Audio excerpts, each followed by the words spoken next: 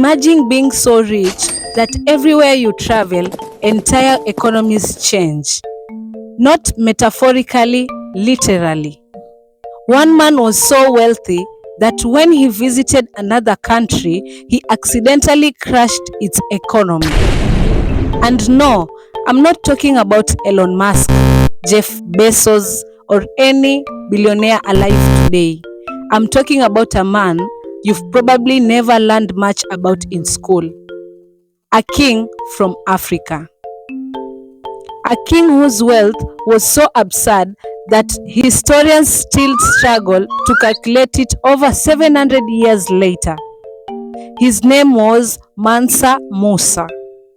And according to many historians, he wasn't just richer than Elon Musk. He may have been richer than every billionaire alive today combined. But here's the craziest part. His wealth wasn't measured in stocks, companies, or bank accounts. It was measured in something the entire world desperately wanted. Gold. Lots and lots of gold.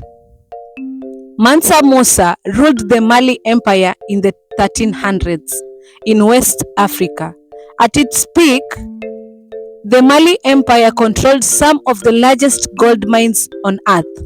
And at that time, gold wasn't just valuable, it was money.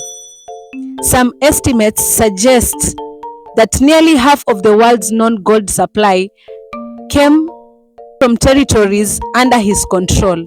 Think about that.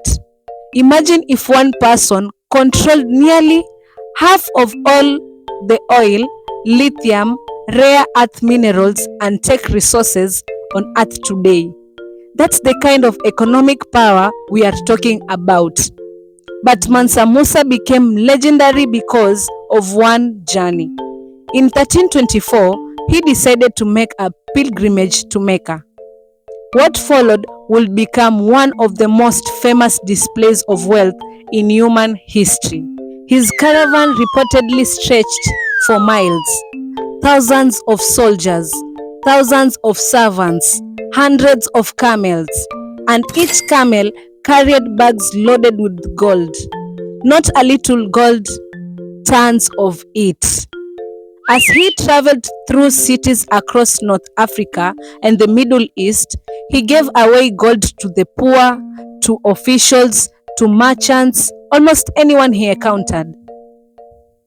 Sounds generous, right? There was just one problem. He gave away so much gold that the value of the gold itself dropped. Prices changed. Markets reacted. Entire local economies were disrupted. Historians believe some regions took years to recover from the sudden flood of wealth. Imagine Elon Musk showing up in a country and accidentally causing inflation just by handing out money. That's essentially what Mansa Musa did. And unlike modern billionaires, whose wealth exists mostly on paper through company shares, Mansa Musa controlled actual resources, actual trade routes, and actual treasure. His empire became so famous that European map makers started drawing him on maps. Picture that.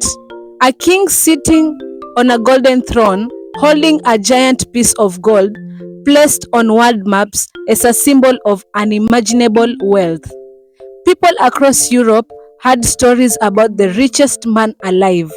Some thought the stories were exaggerated. Others thought they were myths. But the evidence suggests the opposite. His wealth may have been so enormous that putting a modern dollar figure on it is nearly impossible. That's why when people ask, who was the richest person in history? Names like Elon Musk, Jeff Bezos, or Rockefeller often come up. But many historians point to Mansa Musa, a king whose fortune was so vast that it broke the scale we use to measure wealth. And that's why Elon Musk may become richer tomorrow. or poorer next year. But he will probably never reach the level of economic power that Mansa Musa commanded over 700 years ago. A man so rich that even today historians can't agree on just how rich he really was. And by the way, guys, we've reached the end of the video, and if you like more content like this I post, stay tuned for the next episode.